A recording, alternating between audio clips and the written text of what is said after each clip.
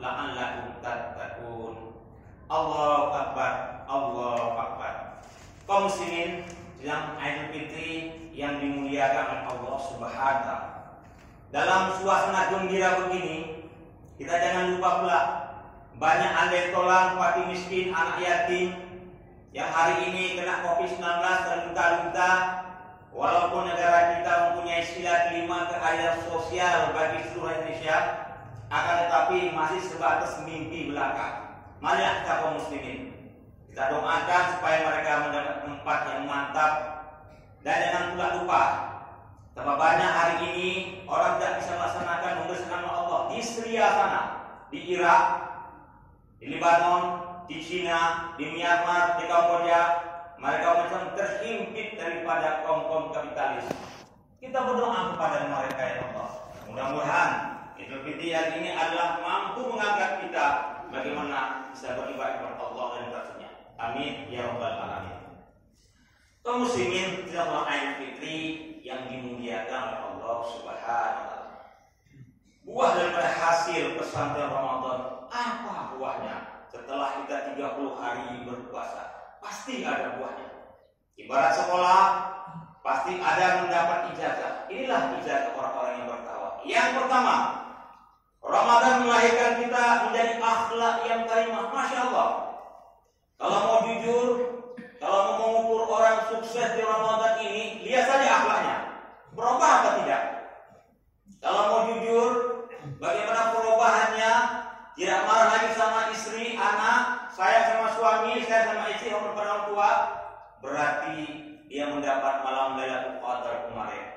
Bahkan perubahan akhlaknya menjadi la'allakum tattaqun. Masya Allah. Ini yang harus kita inginkan. Yang pertama.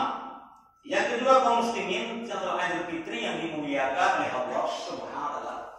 Lahirnya sifat sabar. Masya Allah, ini luar biasa. Sabar dalam beribadah, tidak terburu-buru. Sabar dalam berpuasa penuh, melaksanakan tahajud, qiyamul lail. Ini sabar yang luar biasa. Sabar dalam menghadapi musibah, dalam keadaan musibah pun dia lebih dekat kepada Allah. Banyak sekarang orang menghadapi musibah lari, bahkan nggak pernah nongol-nongol lagi ke masjid. Ini menandakan apa? Ketika Allah menguji dia, bahkan yang menutup pintu. Atau ketika Allah menguji kita, makin dekat kita kepada Allah. Jika engkau takut sama binatang buas, maka jauhkanlah tentang buas, lari sekencang-kencang. Jika engkau takut sama Allah, dekati Allah, dekati Allah, sambutlah Allah. Itu namanya baru kita dekat sama Allah, bukan melarikan diri. Lalu kaum muslimin, yang ketiga adalah lahirnya sifat disiplin. Masya Allah, ini luar biasa. Bangun sahur, habis imsak, habis itu masjid lagi. Ini disiplin umat Islam. Ini Allah ingin menjadikan umat Islam kuntum khairu ummatin. Allah ingin menjadikan umat Islam umat yang unggul. Akan tapi kaum muslimin kenapa? Kegagalan umat Islam dalam bidang politik, sosial, ekonomi, kita kalah. Walaupun kita 230 umat Islam, kita kalah dalam bidang ekonomi, kalah, politik, kalah. Yang lain lucunya lagi, Kota Medan, 70% umat Islam, bahkan yang menjadi ketua DPR-nya pun orang yang bukan Islam. Ini kan menandakan apa? Kita kalah. Lalu di mana kita kemenangan kita? Hanya alal falah. Ramadan kemarin Allah telah mendidik kita untuk menjadi orang-orang yang unggul. Harus ada perubahan. Ramadan harus menjadi kita super power yang mantap. Ramadan harus menjadi orang yang lain daripada yang lain. Bukan selesai Ramadan kita berleha-leha dan segala macam. Berarti apa? Kita bukan termasuk orang-orang yang unggul. Jangan salahkan Islam. Islam mendidik luar biasa. Hanya alal falah. Tidak ada agama pagi-pagi udah menyuruh orang untuk sholat, untuk menyembah Allah. Nggak ada agama, cari kemana pun di dunia kecuali agama Islam. Akan tetapi kenapa Islam kalah? Bidang ekonomi kita diambil sama umat lain. Kenapa? Kita meninggalkan apa yang diajarkan oleh Allah dan Rasulnya. Mari kita harus bangun dari tidur panjang umat Islam untuk menggerakkan ekonomi, politik, sosial dan budaya. Karena kita umat Islam yang terbesar di dunia. Kita jaga negara ini.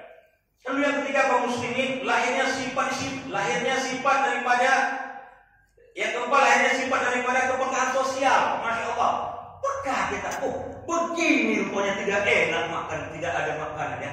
Begini rupanya puasa lapar, kita masih enak. Puasa kita nanti jam 6:38 udah berbuka. Bagaimana orang yang tidak makan, tidak minum, tak tahu buka, tak tahu apa segala macam.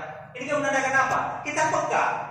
Dengan keadaan kayak gini kita peka dengan lingkungan. Oh iya ya, berarti nggak enak rupanya lapar itu. Nah, dengan keadaan kayak gini masih banyak anggota famili kita yang kena dampak daripada PHK dan segala macam. Kalau ada sumbangan, kita sumbang kepada mereka. Kenapa? Ramadan mendidik kita menjadi orang yang peka.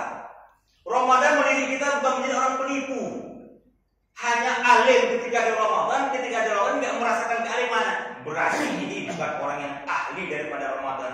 Hanya topeng belaka di Ramadan, pura-pura bermain sinetron di film Ramadan. Dan setelah Ramadan dia tidak menjadi tak berkesan bagi dia. Masya Allah. Jangan sampai kita begitu kaum muslimin. Lalu kaum muslimin, setelah Idul Fitri yang dimuliakan oleh Allah Subhanahu. Lahirnya sifat kejujuran. Masya Allah. Ketika di Ramadan kemarin kita mengambil wudhu bisa kita korupsi. Kenapa kita bilang? Ketika kita ambil wudhu, tetangga kita tidak ada yang kita korupsi ambil wudhu. Kita minum, tidak ada yang tahu. Atau kita makan di balik pintu, kita makan tidak ada yang lihat, tapi kita merasakan kehadiran Allah di Ramadan begitu dekat. Masya Allah, luar biasa. Nggak berani kita. Yang menjadi pertanyaannya kaum muslimin, kenapa bangsa yang 270 juta penduduk umat Islamnya 230 ini bangkrut? Ada apa? Ada apa dengan umat Islam ini?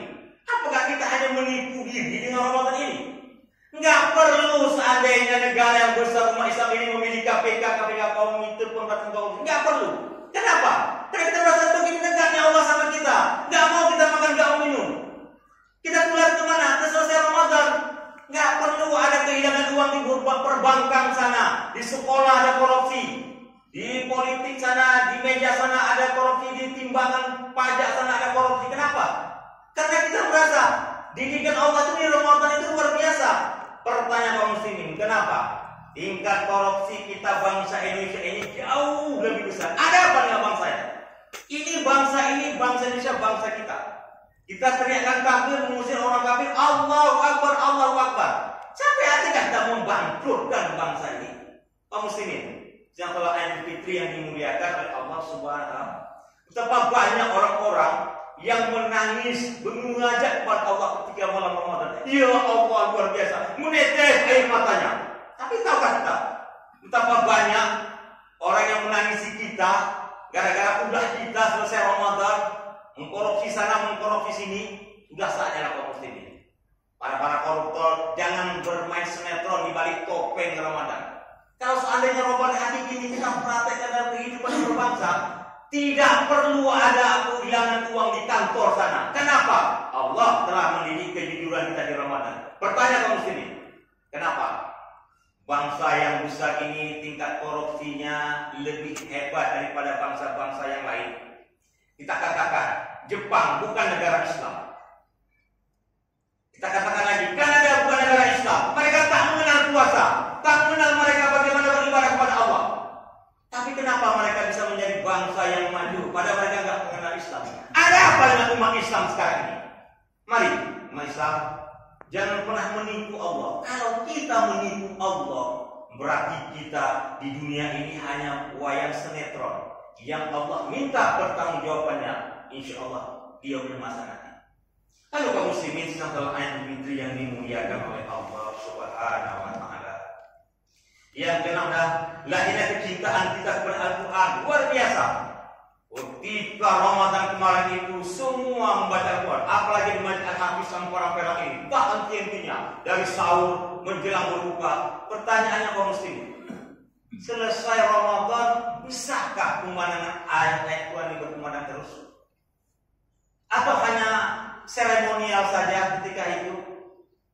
Apakah selesai Ramadan ini Al-Quran menjadi kitab pusaka yang hanya ditaruh untuk menghiasi kaca-kaca Masjid Al-Hafiz ini, yang hanya dibuka setahun sekali, yang itu nanti hanya dibaca atau diseremonialkan ketika datang Ramadan? Apa itu?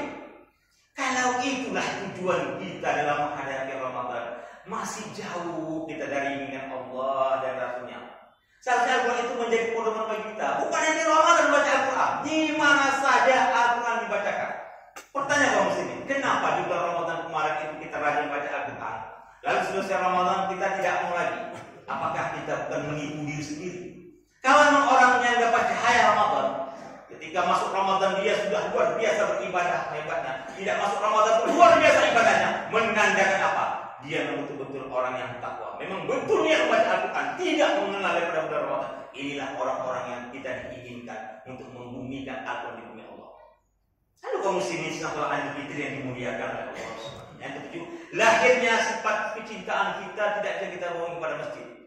Kita lihat di Indonesia ini, Jakarta masjid sudah digembok, Surabaya dan Kota Medan beberapa masjid sudah ada. Ketika sebelum wabah corona saja orang sudah malas ke masjid. Ditambah lagi wabah corona, makin menjadi-jadi orang nggak ke masjid. Ini pertanyaan kaum muslimin. Banggakah kita dengan Masjid Al-Hafiz ini? Masjid peninggalan nenek moyang bangsa Melayu yang dihormati karena adat dan istiadatnya. Hari ini masjid ini adalah Masjid peninggalan Al-Hafiz. Pernahkah kita kaum muslimin mendengar sejarah Masjid Ayatus Sofia yang 1924 berubah menjadi masjid museum yang dibuat oleh orang sekuler? Kaum muslimin, jangan pernah kita lupa sejarah. Mustafa Kemal Atatürk, bapak pendiri sekuler Turki. Alhamdulillah, pada pagi hari ini sholat Idul Fitri belum lagi dilarang di Indonesia, termasuk di Perang Perak. Baca Al-Quran, azan masih berkumandang di hamparan Perak ini. Tapi jangan pernah lupa, kita pernah baca sejarah. Tahun 1924 seorang Mustafa Kemal Atatürk yang meruntuhkan kerajaan Osmania, membuat Turki sekuler. Masjid Ayatus Sofia dirubah menjadi museum begitu besar. Adakah jaminan masjid ini akan tetap berfungsi? Banggakah kita dengan Masjid Al-Hafiz ini? Masjid peninggalan Datuk Al-Hafiz yang hari ini kita sholat luar biasa ramainya orang Ampara Perak hari ini sholat di masjid yang mulia ini. Tapi jangan lupa sejarah. Kita pernah belajar kurang megah apa Masjid Al-Hamra, masjid Spanyol sana yang terbuat dari batu marmer, luar biasa megahnya ketika saat itu. 800 tahun umat Islam sholat di Masjid Al-Hamra Spanyol sana. Tapi apa yang terjadi sekarang? Di depan Islamnya berdiri palang salib yang sangat besar. Pernahkah itu terlintas di pikiran kita? Kita selalu mengatakan al-Islamu ya'lu wa la yu'la alaihi. Islam itu tinggi, Islam itu hebat, Islam itu mantap, benar. Tapi peristiwa-peristiwa yang menyakitkan itu pernah terjadi di negeri-negeri yang mencapai masa keemasannya seperti Turki dan Spanyol. Kaum muslimin, adakah jaminan orang Ampara Perak ini akan tetap dalam Islam dan iman 100 tahun yang akan datang, 200? Adakah jaminan Masjid Al-Hafiz ini yang termegah di Ampara Perak ini mampu terus bertahan sebagaimana bentuknya masjid kita beribadah 100, 200, 500 tahun yang akan datang? Na'udzubillah. Khotib ini hanya menyampaikan, marilah kita wasiatkan Islam kepada anak kita, kepada cucu kita, kepada mantu kita, supaya apa? Peristiwa-peristiwa yang pernah terjadi dialami oleh Spanyol dan Turki jangan pernah terulang lagi di negeri yang kita cintai. Lalu kaum muslimin setelah Idul Fitri yang dimuliakan oleh Allah Subhanahu wa taala. Yang ke-8 adalah puasa telah membentuk kita menjadi pesantren Ramadan apa? Telah menyatukan ukhuwah Islamnya. Masya Allah, sahur bersama, buka bersama, walaupun ada larangan, tapi tidak menyuruti kita untuk sahur bersama. Ini menandakan apa? Persatuan umat Islam luar biasa. Kalau saja kaum muslimin, tenaga dan curahan umat Islam itu dicurahkan untuk tidak membahas masalah rakaat taraweh 11 atau 28 rakaat. Kalau saja curahan dan tenaga umat Islam itu nggak dicurahkan hanya membahas kunut saja, berapa banyak waktu tenaga umat Islam habis hanya masalah itu. Alhasil umat pun pecah. Kita curahkan bagaimana? Kita lihat memperbaiki akhlak anak remaja sekarang ini yang luar biasa, remaja jauh daripada ajaran Islam yang Ampara Perak ini, Sumatera Utara ini. Mereka terlibat dalam geng, kereta, narkoba, perjudian, LGBT. Apakah nggak ada pikiran kita ke situ? Asikah kita membahas masalah hukum saja? Betapa hancur generasi kita sekarang. Tonton keyboard saja, tonton keyboard sini, bawa cair sini. Ini sudah menjadi zaman jahiliyah yang kedua kalau kita hanya diam saja. Apa artinya kita berada di masjid ini, zikir dan segala macam? Akan tetapi kelakuan remaja di Ampara Perak ini luar biasa. Adakah jaminan mereka 10 atau 50 tahun akan mengisi imam-imam kita di sini? Akan mengisi jadi penceramah dan segala macam? Kalau akal-akalan Ampara Perak luar biasa sekarang kita lihat. Lalu kaum muslimin, kalau saya tenaga dan curahan umat Islam dicurahkan untuk memperbaiki daripada akidah umat Islam yang luar biasa sekarang ini. Kita lihat bagaimana akidah ini. Dari dorongan apa akidah? Dorongan kesesatan. Kesesatan apa? Liberal, sekuler. Ada Syiah, Ahmadiyah yang mulai masuk. Yang lebih ironis lagi kaum muslimin, tanggal 3 kemarin Partai Komunis Indonesia memperingati daripada ulang tahunnya. Ini menandakan apa? PKI mulai bangkit lagi. Inilah musuh umat Islam yang nyata. Kita lihat terang-terangan di media sosial, di mana mereka berani terang-terangan. Apakah umat Islam hanya diam saja dan hanya membahas masalah khilafiyah sampai akhir zaman, sementara generasi hancur, akidah terabaikan? Tidak ada jaminan kaum muslimin. Imam kita di sini, pemuda-pemuda, tuan-tuan guru di sini akan terus bertahan. Toh mereka nanti akan juga meninggalkan kita. Kayak saya sini sebentar lagi akan saya turun dan saya akan pulang ke kota Medan. Begitu juga mereka. Tidak lama lagi mereka akan meninggalkan kita. Siapa generasi penerusnya? Kalau ayat sesat, liberal, sekuler, PKI mulai bangkit di daerah Ampara ini, tidak ada jaminan kita kaum muslimin. Kalau kita tidak mendekatkan diri kepada ulama, dekatkanlah kepada ulama, belajarlah pada ulama. Jangan sampai negeri ini hancur dan menjadi rombongan PKI yang kedua. Lalu kaum muslimin, kalau saya tenaga dan curahan umat Islam ini, kita curahkan bagaimana memperbaiki ekonomi umat Islam. Siapa sih sekarang yang paling terkena dampak daripada COVID dan paling menderita? Umat Islam yang paling menderita. Yang menjadi gelandangan apa? Umat Islam. Yang menjadi peminta-peminta apa? Umat Islam rata-rata yang menjadi korban yang luar biasa. Yang banyak THK-nya apa? Umat Islam. Ya kita berpikir bagaimana kita memperbaiki ekonomi kita. Mustahil kejayaan Islam itu akan tercapai tanpa didorong oleh ekonomi-ekonomi yang kuat. Masjid ini tegak karena ada waktu dan segala macam. Bisa hadir kita ke sini, diperindah dan segala macam. Kenapa? Di sekitar ini ada umat Islam ekonominya kuat dan segala macam. Kalau tidak ada umat Islam ekonominya kuat, apa bisa masjid ini berdiri megah akafis ini? Ini kaum muslimin. Kita kalah di bidang ekonomi. Kita kalah dalam bidang segala banyak. Padahal kalau kita kalah di bidang ekonomi, yang mendekatkan kita ke kekufuran ada karena masalah kemiskinan. Betapa banyak hari ini tergadaikan akidah umat Islam. Betapa banyak hari ini umat Islam masuk ke agama lain. Kenapa? Masalah ekonomi yang tidak pernah kita selesaikan. Seharusnya kita mendidik bagaimana umat Islam harus mantap ekonomi. Bukan masalah khilafiyah yang dibahas, yang tidak ada pangkal ujungnya. Lalu kaum muslimin setelah Idul Fitri yang dimuliakan oleh Allah Subhanahu wa taala, ketika ketika kaum muslimin, Nabi Musa bertanya kepada Allah. Ketika sebelum Nabi Musa bertanya kepada Allah, ketika menaik mimbar, Rasulullah SAW mengatakan amin, amin, amin. 3 kali Rasulullah mengatakan amin. Lalu para sahabat bertanya, wahai Rasulullah yang mulia, tadi kamu mengatakan amin, amin 3 kali apa? Betul.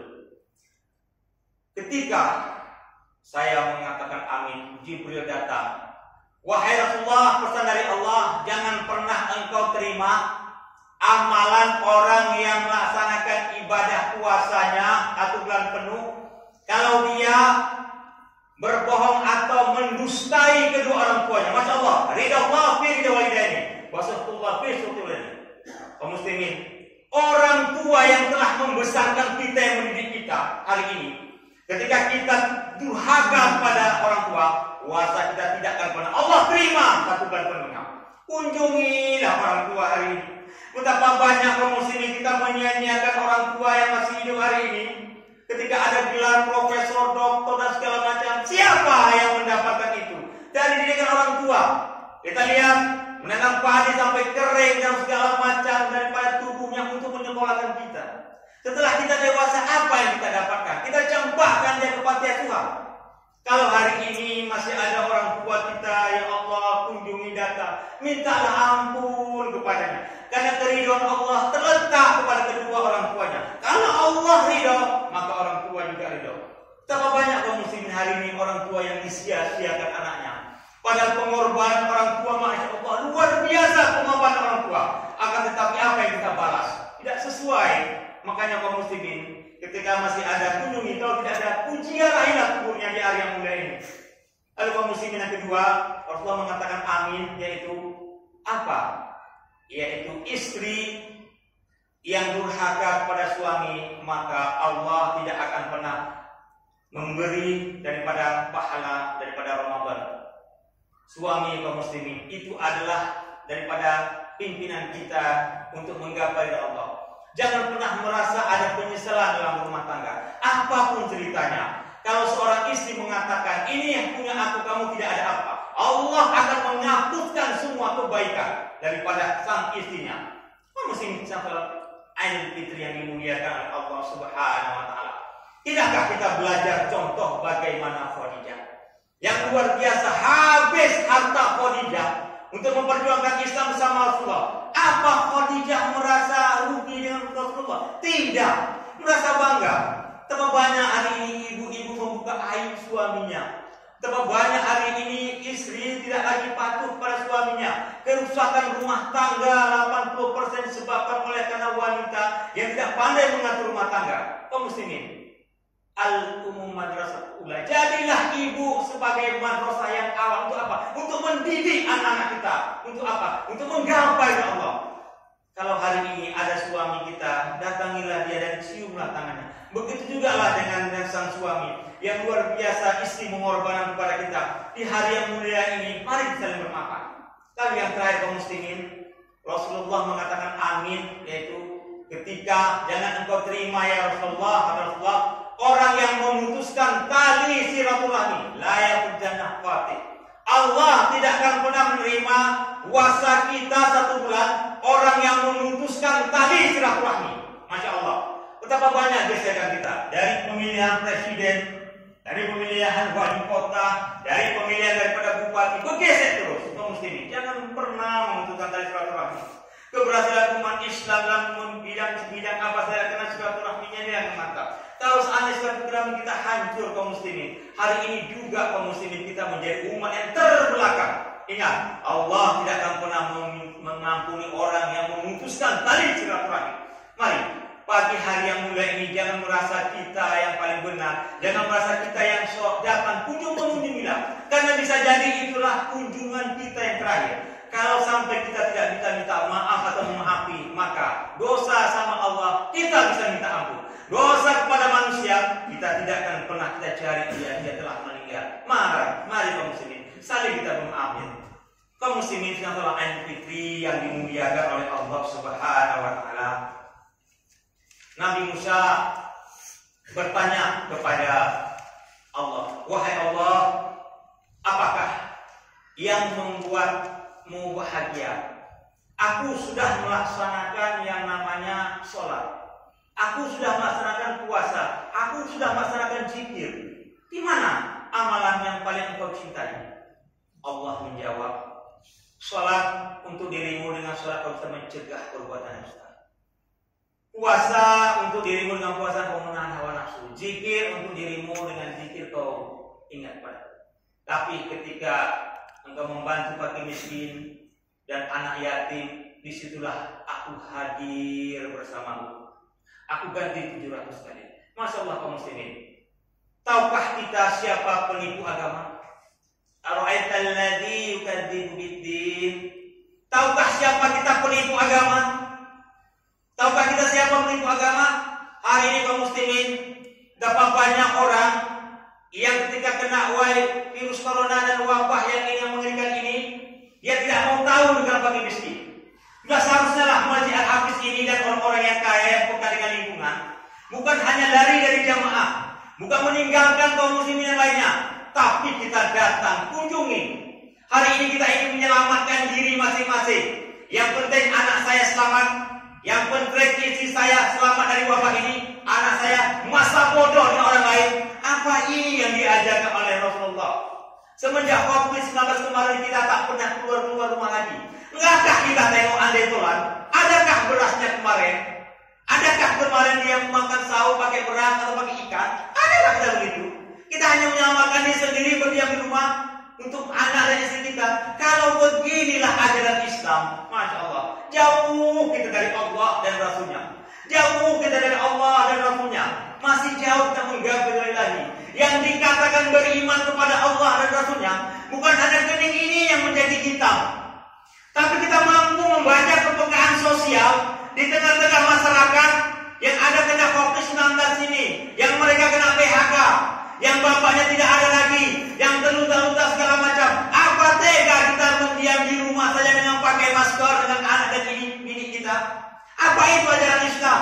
Kalau begitulah ajaran Islam, sudah selamatlah Rasulullah itu. Ummati. Selamat Rasulullah. Hanya memikirkan daripada umatnya Rasulullah. Kaum muslimin, jangan pernah kita merasa setelah Ramadan ini kita hebat beribadah. Luar biasa, kemarin saya sholat tahajudnya dan segala macam, sudah mantap. Itu masih jauh daripada Allah. Kenapa? Dengan ibadah kemarin kita membiarkan pakai miskin, kita telah menipu diri sendiri. Kaum muslimin,